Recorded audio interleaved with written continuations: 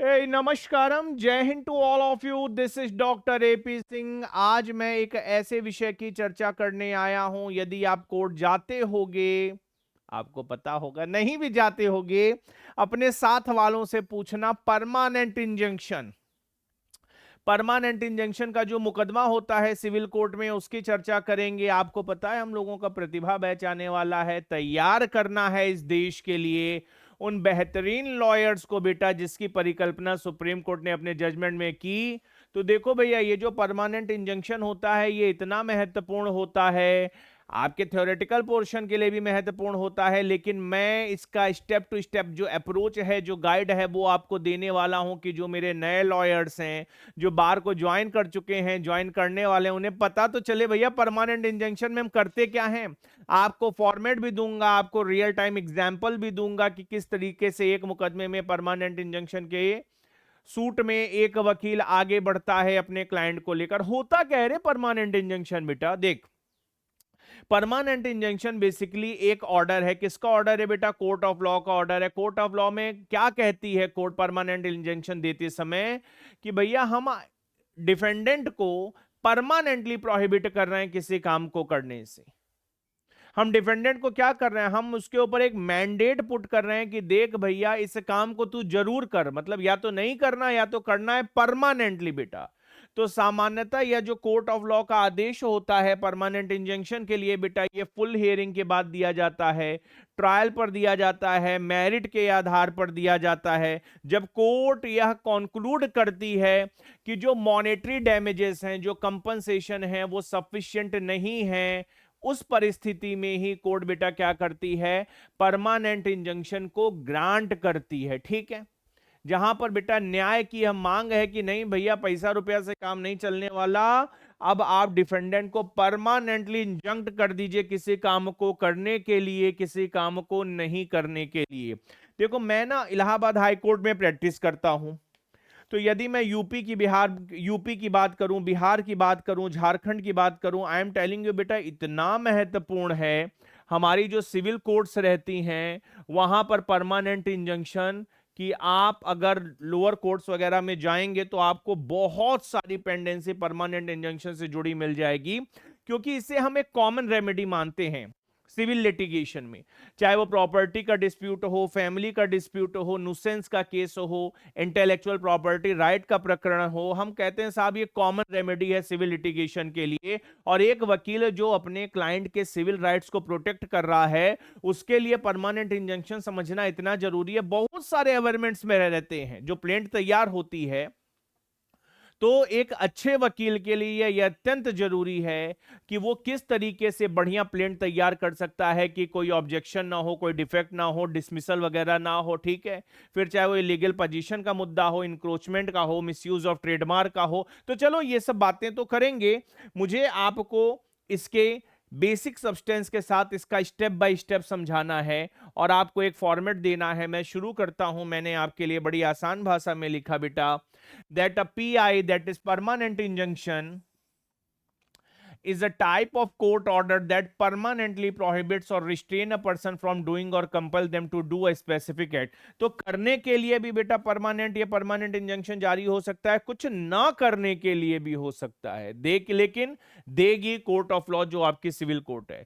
मैंने लिखा भी, it is generally granted after a full hearing or trial on the merit when the court concludes that monetary damages are not an adequate remedy and that justice requires preventing certain conduct permanently। तो पैसा रुपया मिलना is one part.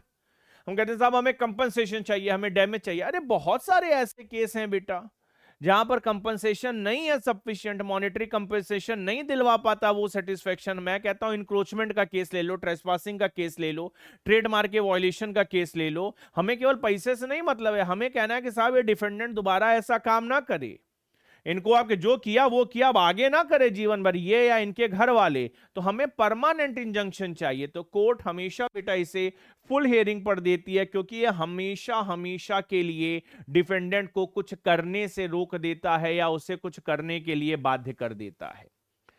Legal meaning बेटा इसकी क्या होगी? So permanent injunction it is issued by civil court, ये हमेशा सिविल कोर्ट जारी करती है, क्रिमिनल कोर्ट नहीं जारी करती है, under the specific relief act 1963 under section 38 to 42। तो जो मेरे नए स्टूडेंट्स हैं, बार को ज्वाइन कर रहे हैं, उन्हें पता होना चाहिए बेटा कंसर्न लॉ कौन सा है, SRA। Concern classification of section कौन सा है, 38 टू 42।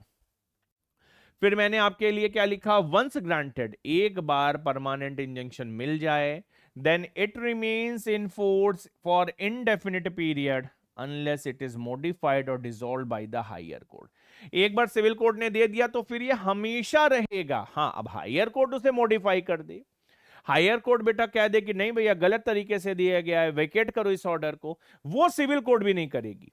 जिसने परमानेंट इंजंक्शन ग्रांट किया है वो भी अब इंटरफियर नहीं करेगी। तो एक बार मिल जाता है तो बेटा ये हमेशा रहता है। So it is very very important. कुछ एग्जांपल्स हैं आपकी समझ के लिए, मैंने लिखा एग्जांपल ऑफ परमानेंट इंजंक्शन। पहला केस है बेटा प्रॉपर्टी डिस्प्यूट का। एग्जांपल है, A owns a piece of land, A के पास बेटा भूमि का एक टुकड़ा है। बी जो उसका पड़ोसी है, B a neighbour tries to construct a building encroaching on A's land. मेरा एक क्लाइंट आया था, उनका बहुत बड़ा स्कूल है, बगल में एक होटल बन रहा था, उन्होंने उसकी बाउंड्री गिरा दी, फिर बनाया, फिर गिरा दी, उनका कंस्ट्रक्शन चल रहा था। फिर हम लोगों ने दिलवाया permanent injunction declaration of right के लिए कि तुम यहां तक हो और ये स्कूल की बाउंड्री यहां पर है, ठीक है। तो ये बेटा इंक्रोचमेंट का, ट्रेसपासिंग का केस है। So the court in this case may issue a permanent injunction restraining B from entering or constructing upon the A's land, ठीक है। तो इस केस में मिल सकता है परमानेंट इंजंक्शन कि भैया देख तेरी लिमिट यहां तक है, तेरी जमीन यहां तक है, इसकी जमीन यहां पर, तू कभी इधर इंक्रोचमेंट नहीं करेगा, ट्रेसपास नहीं करेगा। आईपीआर की बात कर लेते हैं, इंटेलेक्चुअल प्रॉपर्टी राइट। उदाहरण है, a company owns a registered trademark and other company uses a deceptively similar mark. ये तो बहुत होता है भैया, ठीक है। भैया मेरा लोगो है, मेरे साइन है, मेरे साइन को तुम भी यूज कर रहे हो, तो फिर क्या होगा? The court can grant a permanent injunction restraining the second company from using that mark. मैंने कहा था ना, दोनों पार्टी को सुनेगी, मेरिट पर देगी। दूसरी वाले को बुलाएगी, हाँ भाई कब तुझे ट्रेडमार्क मिला? साहब हमको 2017 में मिला। पहली वाला जो प्लेंटिफ है उससे कब मिला? साहब 1997 में हमको मिल गया था। ये तो झूठ बोल रहे हैं, इनको 2017 में मिला। इनसे कागज पत्र मांगे डिपेंडेंट का, हाँ साहब गलती का, ना ना ना ना। परमानेंट इंजंक्शन, जो गलती हुई उसका तो कंपनसेशन तुम दोगे ही, लेकिन तुम्हारे खिलाफ बेटा पीआई भी हम जारी करते हैं, ठीक है। तो ये आईपीआर का केस हो गया। तो जब मैं परमानेंट इंजंक्शन की बात कर रहा हूं तो एक उदाहरण है प्रॉपर्टी इंक्रोचमेंट का, और उसी तरीके से बेटा आप हर केस में परमानेंट इंजंक्शन के लिए कोर्ट ऑफ लॉ में अप्लाई कर सकते हैं। आप मेरे साथ बहुत ही आसान तरीके से स्टेप 1, स्टेप 2, स्टेप 3, इन सारे स्टेप को अगर पढ़ेंगे तो आपको समझ में आ जाएगा कि जब आप कोर्ट ऑफ लॉ में जाएंगे तो आपको किसी की जरूरत नहीं है। बेसिक जो फंडामेंटल है वो आपका क्लियर है, क्योंकि आप एपी सर से पढ़ के गए। एपी सर एक लॉयर है, उन्होंने आपको बता दिया देखो भैया इसका इसका इसका तो जरूर ध्यान रख लेना। फिर फैक्ट एंड सर्कमस्टेंसेस से चीजें बदल जाती हैं। तो चलो मैं आपको बताता हूं। स्टेप नंबर 1 सबसे महत्वपूर्ण बेटा क्या है? Identify the jurisdiction. आप अगर वकील हैं, आपको परमानेंट इंजंक्शन का मुकदमा करना है तो आपको बेटा जुरिस्डिक्शन का आइडेंटिफिकेशन करना बहुत जरूरी है। सवाल ये आपके मन में उठ सकता है, क्यों जरूरी है सर? क्यों जरूरी है मैं बताता हूं। Why needed? It ensures the plaint is filed in the proper forum, territorial और pecuniary jurisdiction। आप समझिए, आप सीपीसी पढ़ते हैं, सेक्शन 16, 17, 18, 19, 20, बेटा वो जुरिस्डिक्शन की बात करती है। अगर आपने मुकदमा सही कोर्ट में नहीं फाइल किया, इंस्टीट्यूट किया, तो डिफेंडेंट क्या है बेटा? वो तो सबसे प्राइमरी स्टेज पर आपके मुकदमे को खारिज करवा देगा कि इस कोर्ट के पास जुरिस्डिक्शन ही नहीं है। फिर कोर्ट कहेगी क्या वकील साहब, क्या प्लेंट तैयार की हो यार, इतना तो काम कर लेते। उदाहरण के लिए मैंने क्या लिखा, ध्यान से देखो। एक फैक्ट है, ए है, ठीक है। Mister A owns plot number 123 in Lucknow, purchase through a registered sale deed in 2015। तो 2015 में इन्होंने रजिस्ट्री कराई बेटा, और इनके प्लॉट का संख्या 123, जिला है लखनऊ। प्रॉब्लम ये है कि जो इनके पड़ोसी हैं बी भैया, बी स्टार्ट्स डंपिंग, डंपिंग ही लिखा है ना, dumping construction material and digging a foundation upon A's land. तो बी ए के लैंड पर बेटा सरिया गिट्टी बालू सब गिराना शुरू कर देता है और वहां पर काम करना भी शुरू कर देता है। अब सवाल ये है, अगर मैं टेरिटोरियल जुरिस्डिक्शन की बात करूं, since the property is in Lucknow the suit must be filed in civil code Lucknow CPC का सेक्शन नंबर 16। भैया लखनऊ से सटा हुआ बाराबंकी है, बाराबंकी में तो कर नहीं दोगे। लखनऊ में ही अदालत है डिस्ट्रिक्ट जज की, वहां तो कर नहीं दोगे। भैया जो अदालत बनी है वैल्यूएशन के हिसाब से, टेरिटरी के हिसाब से, वही ना करोगे।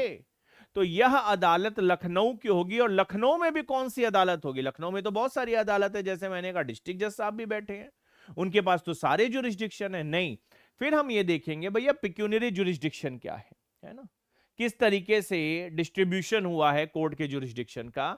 सबसे महत्वपूर्ण है पिक्यूनरी जुरिस्डिक्शन।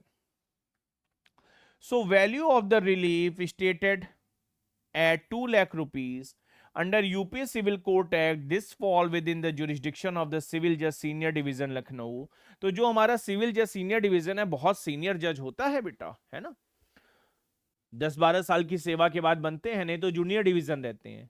तो यदि हमारा सीजे सीनियर डिवीजन है तो कहा गया भैया 2 लाख तक के मुकदमे वो सुनेगा या 2 लाख के ऊपर सुनेगा, वो स्टेट टू स्टेट बेटा ये डिस्ट्रीब्यूशन होता है। ये आपको चेक करना पड़ेगा कि हमारे यहाँ अगर हमारे प्रॉपर्टी की वैल्यू 2 लाख रुपए है तो मुकदमा कहां जाएगा। आप कहेंगे गुरुजी प्रॉपर्टी की वैल्यू हम डिसाइड कर लेंगे। नहीं बेटा, तुम नहीं डिसाइड कर सकते। अगर मकान वगैरह है तो तुम्हें रजिस्ट्री के पेपर देने होंगे, रजिस्ट्री पर बेसिक वैल्यू पर रजिस्ट्री कराई गई होगी। 2015 में रजिस्ट्री कराई गई 2 लाख रुपए पर, 1 लाख रुपए पर 2022 में मुकदमा हो रहा है तो प्रॉपर्टी का वैल्यूएशन बढ़ता है। तो सबसे आसान तरीका है सर्किल रेट पता करना कि भैया ये प्रॉपर्टी इतने स्क्वायर फीट की प्रॉपर्टी है, चूंकि रजिस्टर्ड डीड से हमारा पोजीशन है और रजिस्टर्ड डीड पर 1 लाख रुपए में हमने जमीन लिखवाई थी, उसी एरिया का उसी एरिया मतलब जितने स्क्वायर फीट की जमीन है, गज है, जिस भी तरीके से रजिस्ट्री हुई हो, उस पर्टिकुलर लोकेलिटी में क्या सर्किल रेट चल रहा है।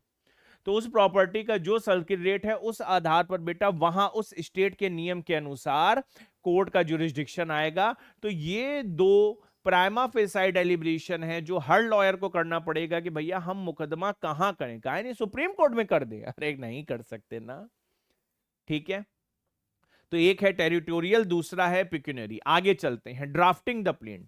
दूसरा सबसे महत्वपूर्ण इश्यू होता है बेटा कि हम प्लेंट को ड्राफ्ट करें बड़े मतलब प्लेन मैनर में, कंसाइज मैनर में, कोरिलेटेड मैनर में, कोर्ट कंफ्यूज ना हो, डिफेंडेंट सरप्राइज ना हो जाए, डिफेंडेंट का लॉयर कंफ्यूज ना हो, ये हमेशा आपको कोशिश करनी है। क्यों जरूरी है भैया, हम क्यों प्लेंट को ड्राफ्ट करेंगे?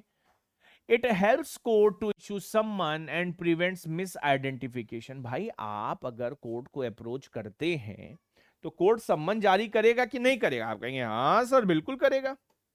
उस सम्मन के जारी करने के लिए पार्टीज का जो आइडेंटिफिकेशन है बेटा, उसके लिए जरूरी है आप प्लेंट करें। अभी मैं आपको दिखाऊंगा कि किस तरह हम पार्टी वगैरह को लिखते हैं, दर्शाते हैं।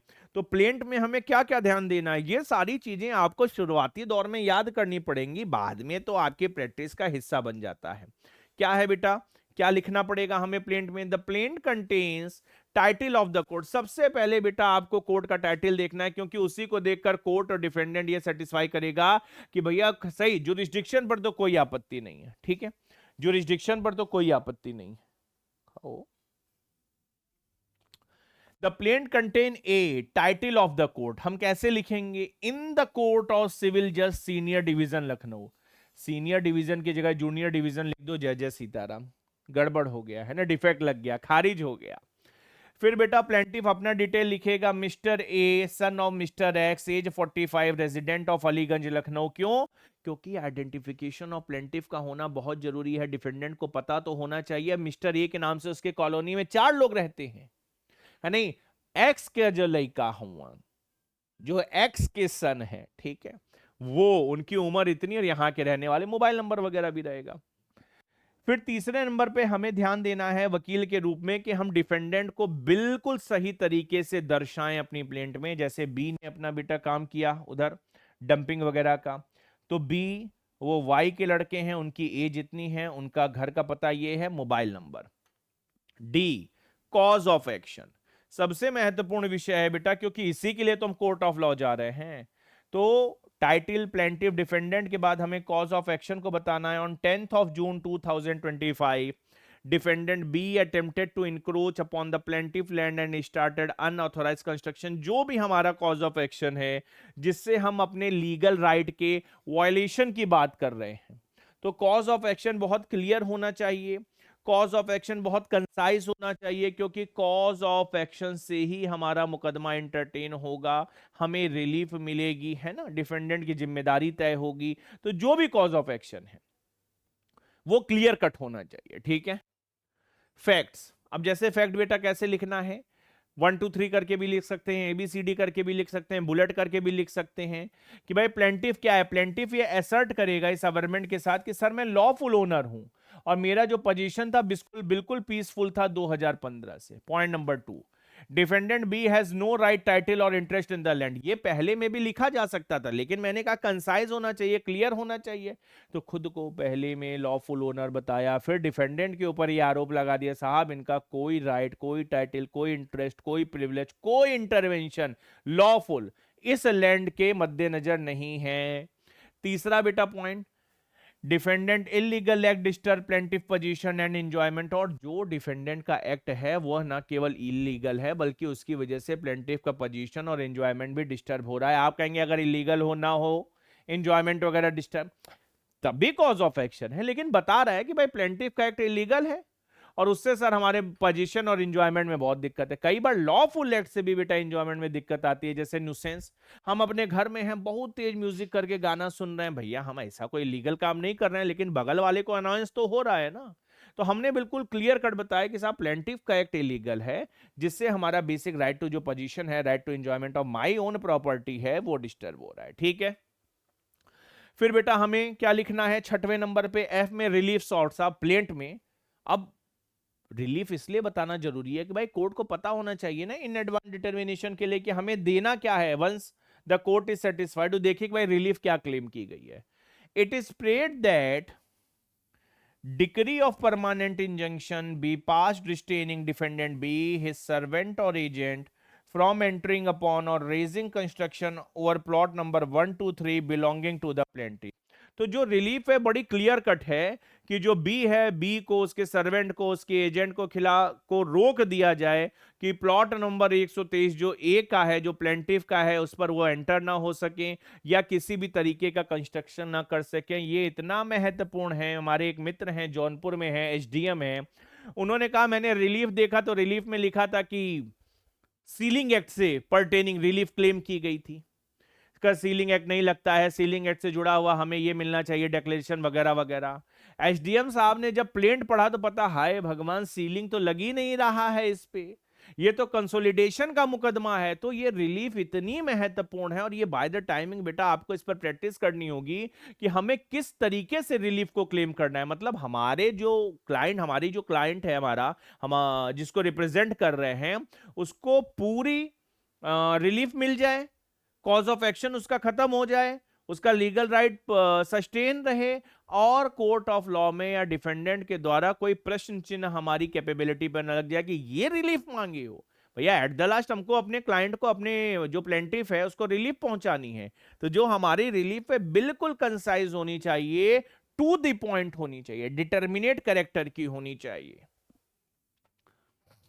जुरिस्डिक्शनल फैक्ट ये भी हमें बताना जरूरी है। Property is situated within Lucknow and the valuation of relief is within pecuniary limit। ये declaration जरूरी है। पता चला बेटा प्रॉपर्टी की वैल्यूएशन है 10 लाख रुपए, हमने कोर्ट फीस बचाने के लिए, दूसरी कोर्ट में न जाने के लिए हमने कहा सर 1 लाख की है। तो ये डेक्लेरेशन है कि हम जुरिस्डिक्शनल फैक्ट पर रिलाई कर रहे हैं और कह रहे हैं कि साहब ये प्रॉपर्टी लखनऊ में ही है और प्रॉपर्टी की जो वैल्यूएशन है वो कोर्ट के पिक्यूनरी लिमिट में है। इसलिए बताना जरूरी है क्योंकि अगर हमने गलत बताया तो कोर्ट बेटा क्या करेगी, हमारे मुकदमे को खारिज कर देगी।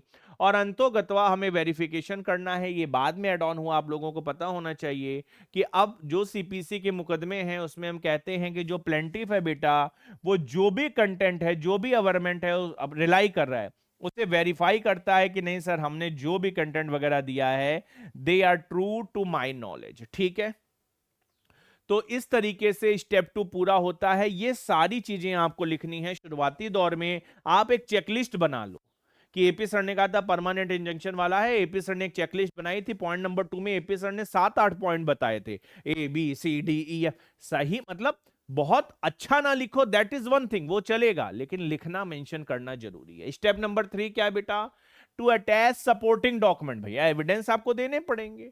अब इसकी क्या जरूरत है, वो भी एपी सर ने लिखा है भाई, कि देखो विदाउट कॉज ऑफ एक्शन अगर हमने डॉक्यूमेंट नहीं लगाए, सबूत नहीं लगाए अपने कॉज ऑफ एक्शन से जुड़े हुए, तो जो मेरी प्लेंट है बेटा, that plaint is liable to be rejected order 7 rule 11 CPC, reject हो जाएगी, कोर्ट कर देगी, है ही नहीं तुम्हारा कॉज ऑफ एक्शन। हम कह रहे हैं हम लॉफुल ओनर हैं, हम कह रहे हैं हमने रजिस्ट्री करवाई है, अब पता चला वो रजिस्ट्री की जमीन ही नहीं है रे, वो विल की जमीन है, वो गिफ्ट की जमीन है, तुम्हारे पास डीड नहीं है। आप कह रहे हो आपने रजिस्ट्री कराई है और पता चला वह सरकारी भूमि है, ताल है, कब्रिस्तान है ना, ऐसा भी तो हो सकता है, स्कूल की जमीन है, पोखरे की जमीन है। तो हमने जिस डॉक्यूमेंट पर, हमने जिस कॉज ऑफ एक्शन पर रिलाई किया, उसका सबूत देंगे कि नहीं देंगे। देखिए सर, रजिस्ट्रार के सामने में अपीयर हुए थे, प्रॉपर रजिस्ट्री की, प्रॉपर स्टैंप दिया और रजिस्ट्रार ने इसे सर्टिफाई किया, अब ये ट्रू डॉक्यूमेंट है, शैल प्रिजम्पशन का कॉज ऑफ एक्शन है, सेक्शन 80 जो हम लोग इंडियन एविडेंस एक्ट में पढ़ते हैं। तो अब चूंकि यहां पर बेटा cause of action sale deed से जुड़ा है, 2015 में सेल डीड एग्जीक्यूट हुई थी, तो प्लेंटिफ अपनी ओनरशिप को इस्टेब्लिश करने के लिए सेल डीड ही तो देगा, है ना, सेल डीड की सर्टिफाई कॉपी दे देगा, ओरिजिनल नहीं देगा, सर्टिफाई कॉपी दे देगा, कोर्ट मांगेगी तो ओरिजिनल लेके प्रस्तुत हो जाएगा, ठीक है।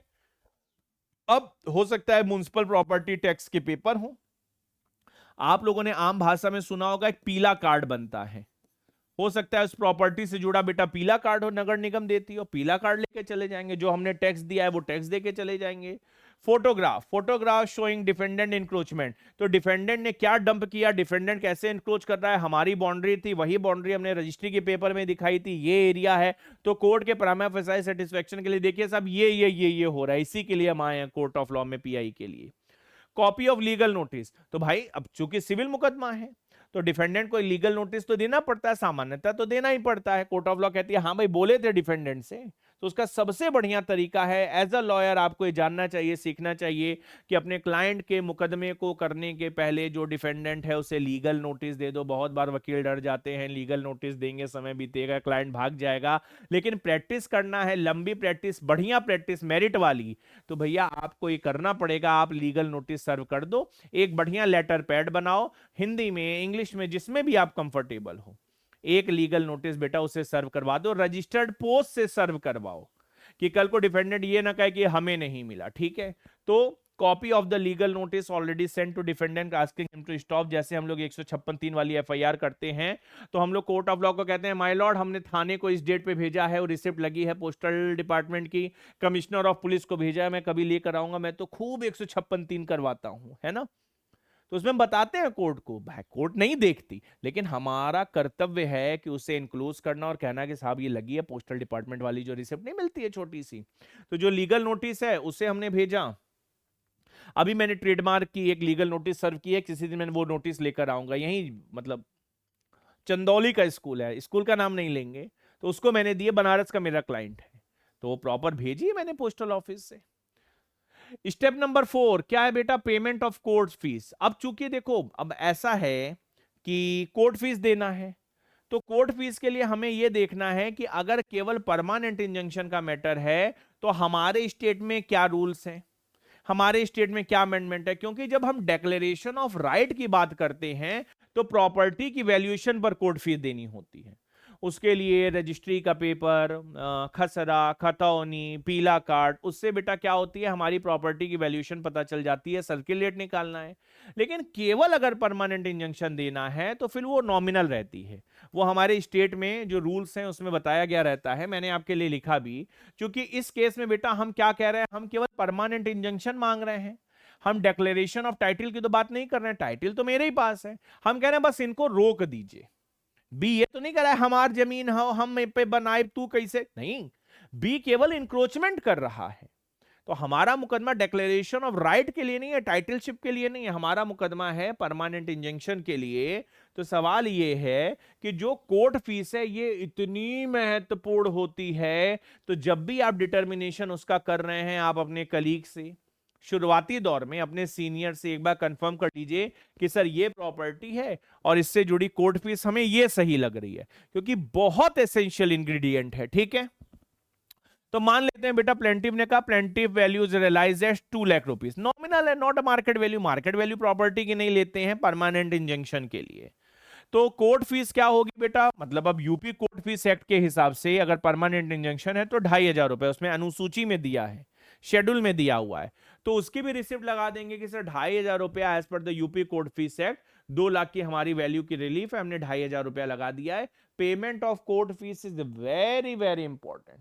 ठीक है साहब, फाइलिंग ऑफ द सूट, पांचवा विषय क्या है, जब ये सारी तैयारी हम कर लेंगे, फंडामेंटल तैयारी कर लेंगे, तब हम मुकदमे को फाइल करने की बात करेंगे, जो कि स्टेप नंबर 5 है, फाइलिंग द सूट।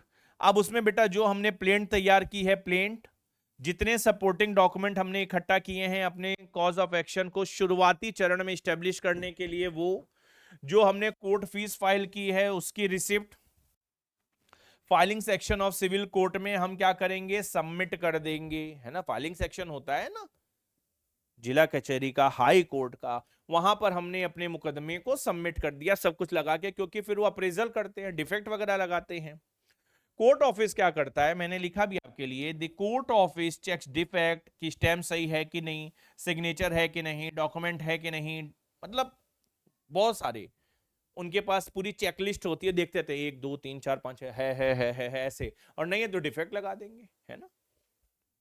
अब डिफेक्ट लगाएंगे तो आपका समय बेकार जाएगा, आपके क्लाइंट का आपके ऊपर से भरोसा उठेगा, कैसा लॉयर है, इसको इतनी जानकारी नहीं है ना। और बहुत भड़काने वाले भी लोग देखे तुम्हारा ऐसा लॉयर है, 4 दिन और डिले करवा दिया। तो डिफेक्ट लगते हैं, लेकिन अगर हम सावधानी बरतें तो बहुत कम डिफेक्ट लगेंगे और आगे चलकर तो बिल्कुल नहीं लगेंगे। Suit registered eight original suit number 215/2025, क्योंकि ओरिजिनल सूट है, रेफरेंस नहीं, रिवीजन नहीं, अपील नहीं, तो हमने क्या किया, मतलब जो हमें सूट नंबर मिलेगा कार्यालय से वो कुछ इस तरीके का मिलेगा, ओरिजिनल सूट नंबर। अब नए वकील साहब से पूछा गया, ए साहब हमारा केस नंबर क्या, नए वकील को पता है नहीं केस नंबर कहां दिया है, तो भैया उसे पता होना चाहिए। इस तरीके से आपका केस लॉ नंबर दिखाई देगा, जो आपको अपने क्लाइंट को देना है और आपको खुद अपने पास अपने रेफरेंस के लिए रखना है। स्टेप नंबर 6, कोर्ट बेटा अगर सेटिस्फाई हो गई, जो कोर्ट का कार्यालय है उसने डिफेक्ट नहीं लगाया, कोर्ट के पास गया, कोर्ट ने देखा जुरिस्डिक्शन वगैरह है, कोर्ट फीस वगैरह है, कोर्ट सेटिस्फाई हो गई, तो नेचुरल जस्टिस क्या कहता है, नेचुरल जस्टिस यही तो कहता है कि भाई सम्मन इशू कर लो, डिफेंडेंट को बुला लो। तो court issues summons to defendant B under order 5 of CPC. B है हमारा डिफेंडेंट और सीपीसी में बेटा ऑर्डर नंबर 5 है। ऑर्डर नंबर 5 क्या कहता है, सम्मन के बारे में बताता है। तो कोर्ट सम्मन इशू कर देगी। सम्मन सर्व थ्रू कोर्ट बेलिफ एट बीज रेजिडेंस, जहां पर सामान्यतः मतलब रहता है डिफेंडेंट वहीं पर तो किया जाता है। Defendant order to appear and file written statement within 30 दिन, 30 दिन का समय मिलता है। डिफेंडेंट प्लेंट तो कर नहीं सकता, डिफेंडेंट जो अपना जवाब तैयार करेगा बेटा वो WS के माध्यम से करेगा। किसी दिन WS पर चर्चा कर लेंगे, प्लेंट पर चर्चा कर लेंगे, और वैसे भी बैच में तो सब कुछ करना है हम लोगों को। तो भैया डिफेंडेंट को 30 दिन का समय दिया जाता है। डिफेंडेंट से कहा जाएगा अपना जवाब भैया दे दो, डिफेंडेंट जो जवाब देगा उसे हम कहते हैं WS।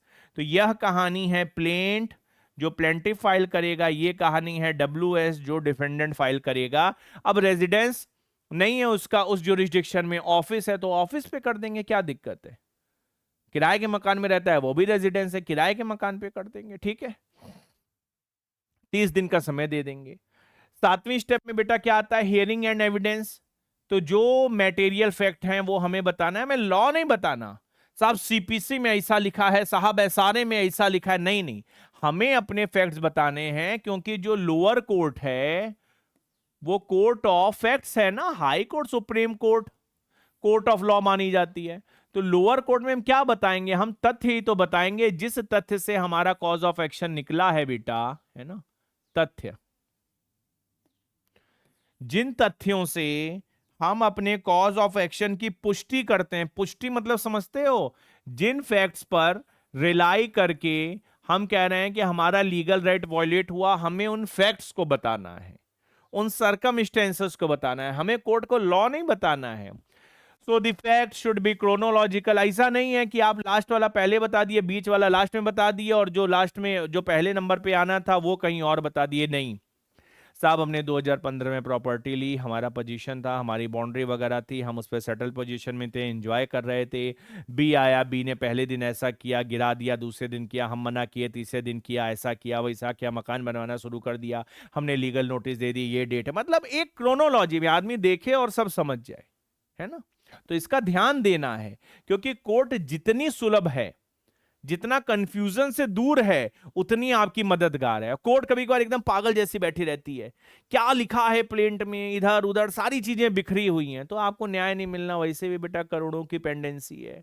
तो आपका अंतोगत्वा प्रयास ये होना चाहिए, एट एनी कॉस्ट आपको अपने क्लाइंट को रिलीफ दिलवाना है। जितना ईमानदार रहोगे अपने प्रोफेशन के लिए बेटा, उतना आगे जाओगे, उतना काम मिलेगा। तो कभी क्लाइंट को परेशान नहीं करना, कभी ऐसा नहीं करना कि जिससे ये मुकदमा बहुत लंबे समय तक चले। आपको अपने क्लाइंट को रिलीफ दिलवाना है, उसके लिए सबसे महत्वपूर्ण है आप कोर्ट की एड स्टेट में रहिए, मददगार रहिए। तो आपके फैक्ट क्रोनोलॉजिकल ऑर्डर में हो, क्लियर हो और कंसाइज फॉर्म में हो। ठीक है, पता चला कहानियां लिख दिए पूरा।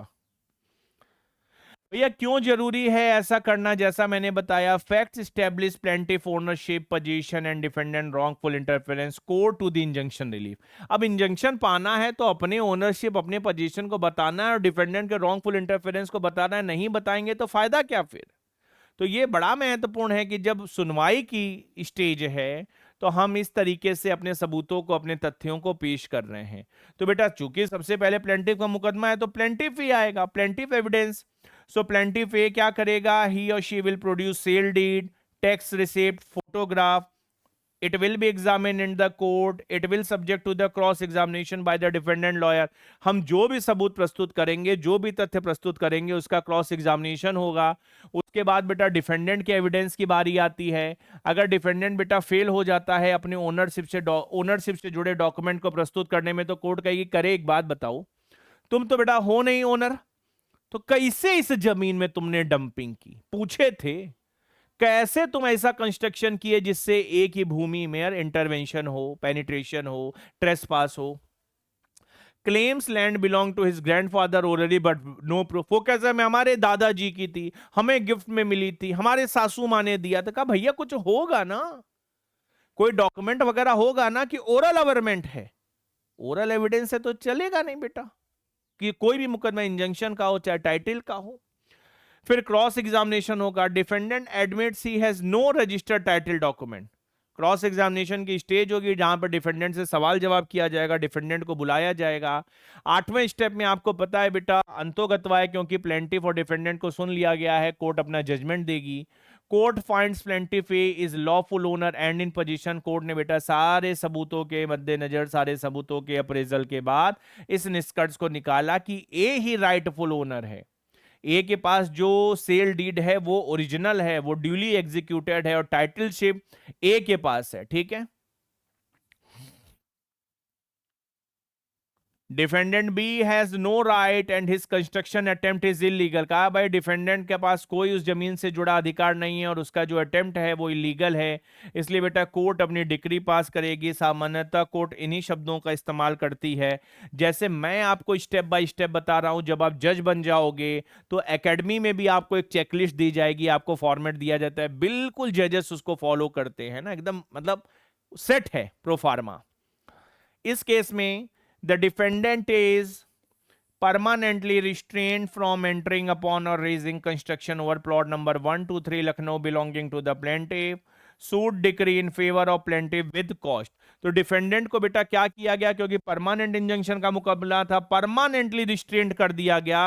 ना तुम कभी एंटर करोगे, ना किसी तरीके का कंस्ट्रक्शन करोगे। किस प्लॉट पर? Plot number 123। उसमें एरिया वगैरह रहता है, चौहद्दी रहता है कि अगल बगल कौन है, कि कल को ये कंफ्यूजन ना हो जब एग्जीक्यूशन करवाएंगे इस ऑर्डर का कि साहब किस जमीन के लिए, किस प्लॉट के लिए कोर्ट ने ऑर्डर किया है। ठीक है, तो अगर कॉस्ट लगाना चाहती है कोर्ट बेटा तो कॉस्ट लगा देगी डिफेंडेंट के ऊपर।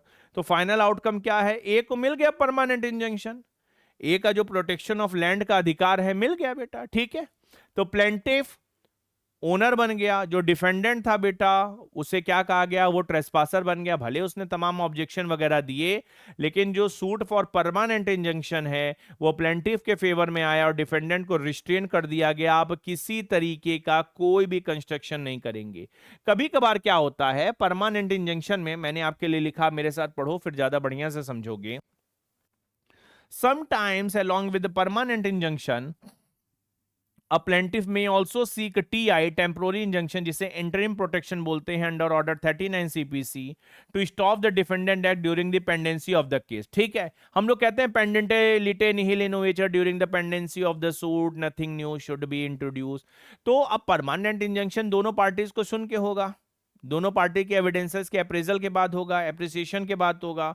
तो प्लेंटिफ कहता है साहब तब तक टीआई दे दीजिए साहब, बहुत बना लेंगे साहब, एकदम रास्ता ब्लॉक करके रखे हैं, रोज परेशान करते हैं। तो कोर्ट अगर प्राइमा फेसाई प्रथम दृष्टया संतुष्ट है तो वो बेटा टेम्पोररी इंजंक्शन दे देगी कि जब तक फाइनल डिटर्मिनेशन नहीं हो जाता है, परमानेंट इंजंक्शन नहीं दिया जाता है, तब तक आपको टीआई दे दिया जाएगा। और यही होता है।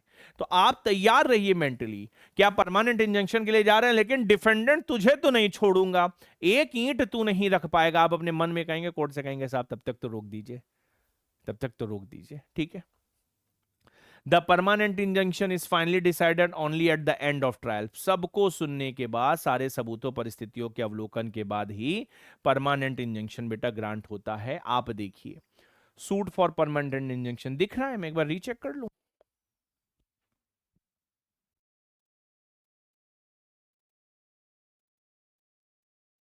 बिल्कुल दिख रहा है, साफ साफ दिख रहा है। तो जैसा मैंने कहा बेटा देखो, सबसे पहले क्या है, in the court of civil senior civil जज डिस्ट्रिक्ट दिल्ली, सूट नंबर जो हमें कार्यालय से मिलेगा। ठीक है। सबसे पहले क्या है, कोर्ट की टाइटिल ही तो है। फिर बेटा इन द मैटर ऑफ, यहां पर प्लेंटिफ की डिटेल ले गई, कौन है, किसका लड़का है, कहां का रहने वाला है। यहां हम लिखेंगे प्लेंटिफ, और यहां क्या लिखेंगे, वर्सेस। आपको याद होगा जॉली एलएलबी में उसने प्रोसिक्यूशन को क्या लिख दिया था, कहना अरे वकील साहब प्रोसिक्यूशन है ना। तो चलिए, फिर उसके बाद बेटा हमें डिफेंडेंट की डिटेल लिखनी है। डिफेंडेंट की डिटेल लिख देंगे, जैसे defendant son of resident of, एक से ज्यादा डिफेंडेंट है, 2 3 4 करके एक साथ सबका नाम, सबके पापा का नाम, सबका पता। फिर सूट फॉर परमानेंट इंजंक्शन, भाई हमें ये बताना भी है कि हम क्यों आए, ऑल दो रिलीफ में भी हम लिखेंगे। ठीक है।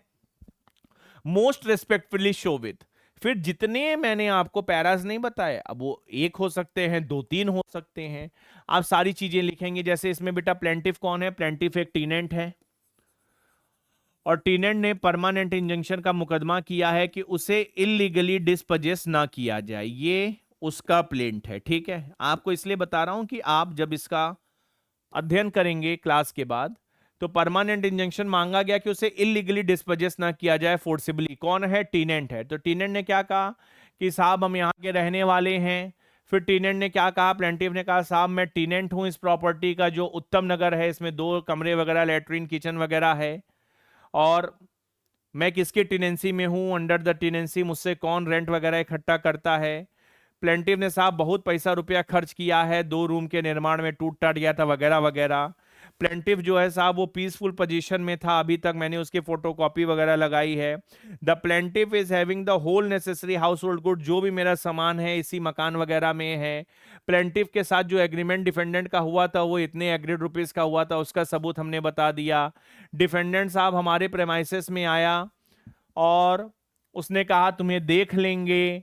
प्लेंटिफ ने पूछा भैया तू कौन है, अपनी आइडेंटिटी बता, तो उसने अपनी आइडेंटिटी नहीं बताई, उसने सामान फेंकना शुरू कर दिया, झगड़ा करना शुरू कर दिया, इलीगली और फोर्सिबली डिस्पोजिशन की धमकी देने लगा। मेरे पड़ोसी आ गए, उन्होंने रोकने की कोशिश की तो चले गए, कहे अभी आओ, अभी और गुंडाज लेके आऊंगा, तुम्हें निकालूंगा 1-2 दिन के अंदर। That immediately on the same date plaintiff rushed to the police, मैंने साहब पुलिस को भी बता दिया।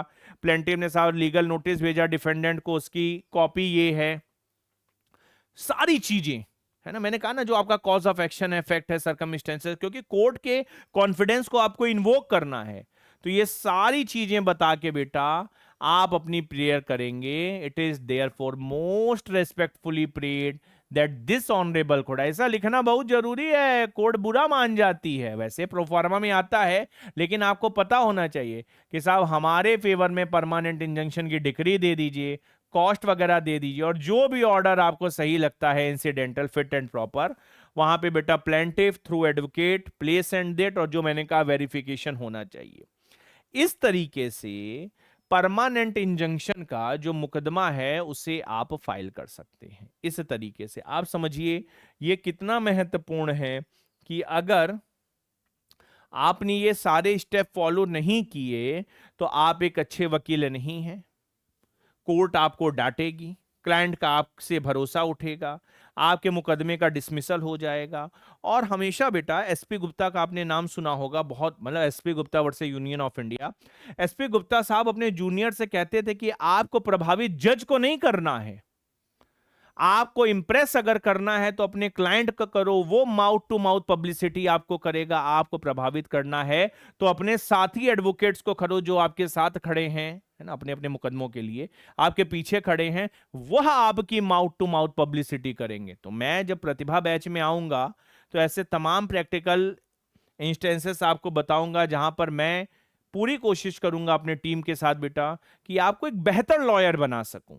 अगर बाहर जा रहे हो तो एक बेहतर लॉयर बनना है, मेरिटोरियस लॉयर बनना है। ये मेरा टेलीग्राम चैनल है, आप इसको ज्वाइन कर लो। 6 तारीख से हमारा प्रतिभा बैच शुरू हो रहा है। क्योंकि वाईटी पर लिमिटेशन रहती है, वहां क्या लिमिटेशन है, वहां तो आप घंटों इस तरीके के 4 एग्जाम्पल पर चर्चा कर सकते हैं। आपको एग्जाम्पल बताएंगे उसे मैं आपके सामने ड्राफ्ट कर दूंगा। तो ऐसे बहुत सारे ड्राइव बेटा सक्सेसफुली हम वहां एग्जीक्यूट कर सकते हैं। मैं आशा करूंगा मैंने आसान भाषा में सूट फॉर परमानेंट इंजंक्शन का स्टेप बाय स्टेप गाइड आपको दिया, समझाया। अगर आपको कोई डाउट होगा तो आप मेरे टेलीग्राम पर पूछना, मैं फिर आऊंगा और फिर इसी तरीके से कभी क्रिमिनल लॉ की चर्चा करेंगे, सिविल लॉ की करेंगे। ठीक है, thank you so much everyone, love you all, फिर मिलेंगे, जय हिंद।